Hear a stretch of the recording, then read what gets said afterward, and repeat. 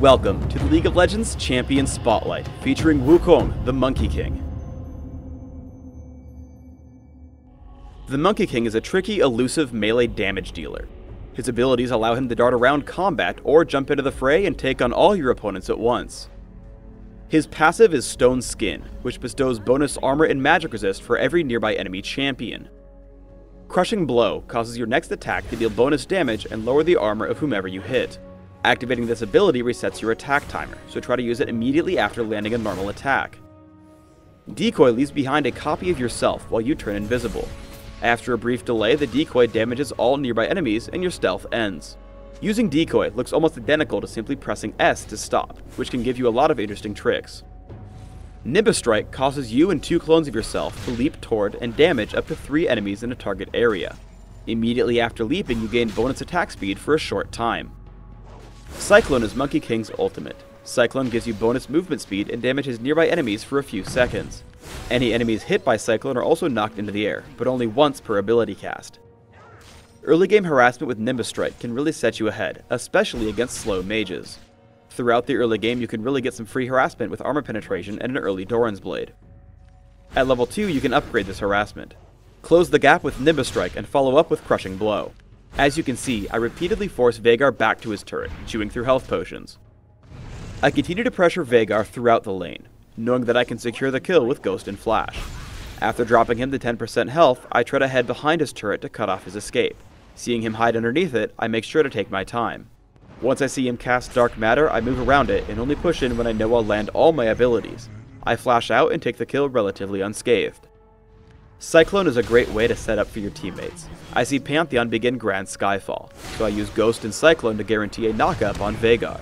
Once I know the kill is secured for Pantheon, I back off to make sure I survive the encounter. In mid, I take on Ezreal. I leap in with Nimbus Strike, and after he tries to evade me, I hit him with Crushing Blow to reduce his armor before taking him down with Cyclone. Because of Sheen, my burst damage is strong enough to take on Olaf, forcing him to run. Monkey King also makes for a great assassin. Here I clean up Ezreal after a small fight. With Ghost and Trinity Force, I have an even easier time with Leona. With over 500 movement speed, there's no chance for her to escape, especially when I trigger the slow from Trinity Force. Monkey King has a ton of hidden complexity. As I run from the fight in mid, I decoy and then change directions, hoping that my opponents will continue to head left.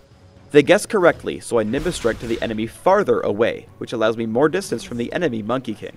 Once I make it out, I see Leona get into a fight.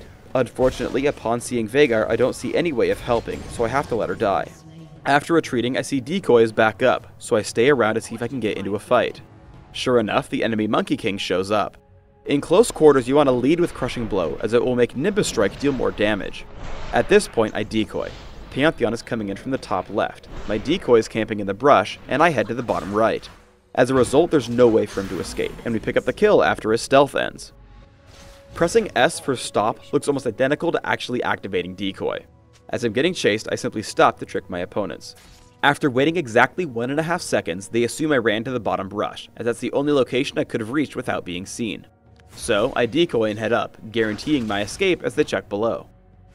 We get into a large team fight in mid. Immediately I head for Olaf to try to save my teammate. As I chase, I can't quite get into range for Nimbus Strike. However, I know it will target multiple enemies, so I jump to Ezreal and the resulting clones kill Olaf for me. I chase Ezreal with Cyclone and lead him to knock out Veigar and to wait for his arcane shift. As I Nimbus Strike Veigar, a perfectly timed flash allows him to escape me. Turning to Leona, I use a couple of small tricks and optimizations. I land Crushing Blow first to lower her armor, then I land a second basic attack which lets her walk out of range, but I can Nimbus Strike to catch back up. I use Decoy, which allows me to get extra close with Leona while I wait for Crushing Blow's cooldown. I use the fact that Crushing Blow resets my auto attack timer to get 2 attacks in much more quickly than I would otherwise be able to. Let's show the previous trick more cleanly. We dive Ezreal at his turret. I jump him with Nimbus Strike, follow up with a basic attack, and immediately use Crushing Blow, dropping him to less than 1/4 of his health.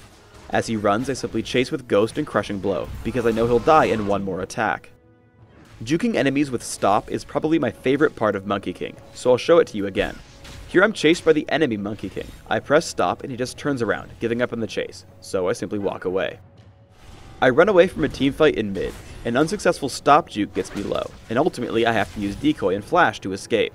Thankfully, only Ezreal follows me. I hit him for over half his health and retreat when his team comes to help. Waiting off in the wings, I notice that Ezreal has been left all alone, so I ghost back in and take him out with Nimbus Strike and a basic attack. Seeing Leona and Olaf come back, I attempt to stop Juke, which causes them to run. I activate Decoy, which lets me get a free attack off on Leona before turning around. As the fight continues, I Nimbus Strike onto Veigar and land just one basic attack before using Decoy. In the confusion, they have no idea if I'm real or not, and unload most of their cooldowns onto my clone. My teammate Leona joins the fight, so I head back in, taking down Olaf before escaping. For runes, I take armor penetration marks, flat armor seals, flat magic resist glyphs, and flat health regeneration quintessences. This setup allows me the most power at early levels in lane, where you can really shine. My masteries are 0-21-9 with Ghost and Flash, allowing me to play extremely aggressively in lane, shrugging off most of the enemy minion damage. I take 2 points in Crushing Blow early, getting a single early point in Decoy and maxing Nimbus Strike first, going back to Crushing Blow after. My goal is to have the same cooldowns on Crushing Blow and Nimbus Strike. Nimbus Strike gains more damage per level up, so this level order gives me the best harassment. For items, I take a Doran's Blade to start, almost always heading immediately to Mercury Treads, followed by Trinity Force. Beyond that, I choose to build him a bit tanky, but you can find a build that works for you. In the Spotlight, I built Atma's Impaler, Force of Nature, Blast Whisper, and Bloodthirster. Thanks for tuning in to the Wukong Champion Spotlight. Please subscribe to the Riot Games YouTube channel and leave us your comments below.